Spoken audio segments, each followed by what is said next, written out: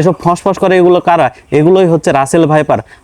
ভাইরে ভাই, কালকে আমি একটা ভিডিও আপলোড করেছিলাম। ভিডিওতে আমি বলেছিলাম যে রাজশাহীর বাগমারাতে নাকি রাসেল ভাইপারের দেখা মিলেছে। এই বিষয়টি নিয়ে অনেকে অনেক ধরনের মন্তব্য করেছেন। কেউ বলেছেন বিষয়টি সত্য নয়, আবার কেউ বলেছেন নিজে চোখে দেখেছে।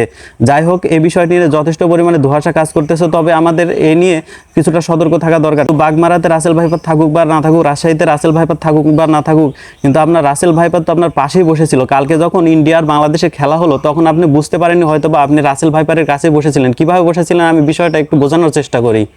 কালকে যখন বাংলাদেশ এবং ইন্ডিয়ার মধ্যে খেলা হয়, তখন যখন বাংলাদেশ একটু ভালো লেভেলে ছিল, যখন বাংলাদেশ একটু ভালো ব্যাটিং করতেছিল, তখন আপনি বুঝতে পারেননি যে রাসেল ভাইপারগুলো কারা। যখন বাংলাদেশ তার চিরচেনা ফর্মে ফিরে গেল, অর্থাৎ একটু খারাপ খেলা শুরু করলো, সেই সময় দেখা যায় যে ডানে বামে সামনে সব দিকে খালি ফস করে। এসব ফস করে এগুলো কারা?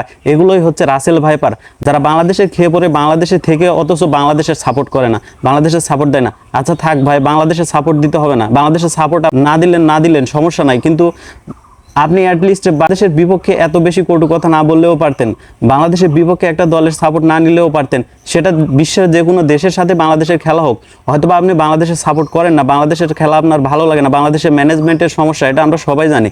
কিন্তু তারপরেও আপনি যখন বাংলাদেশের বিপক্ষে সাপোর্টে যাবেন, তখন বিষয়টা একটু খারাপ দিকে চলে যায় বা বিষয়টা একটু খারাপ লাগা কাজ করে। আর যারা বাংলাদেশের খেলার দিনে বাংলাদেশের বিপক্ষে সাপোর্ট করে, যে দলের সাথেই হোক বিশ্বের, আমি মনে করি তারাই প্রকৃত রাসেল ভাইপার। যাই হোক, রাসেল ভাইপার আসুক বা না আসুক, বাগমারাতে আমরা একটু সেপে থাকি। বাগমারা রাজশাহীর যে লোকজনগুলো বা রাজশাহী টোটাল রাজশাহীর যে লোকজনগুলো, সবাই আমরা সতর্ক থাকি। শোয়ার সময় মশারি টাঙিয়ে শুভ, এবং অবশ্যই ফসলি জমিতে নামলে আমরা 4-5টা দেখে তারপর কাজ করা শুরু করব। এইটুকুই, ভালো থাকবেন।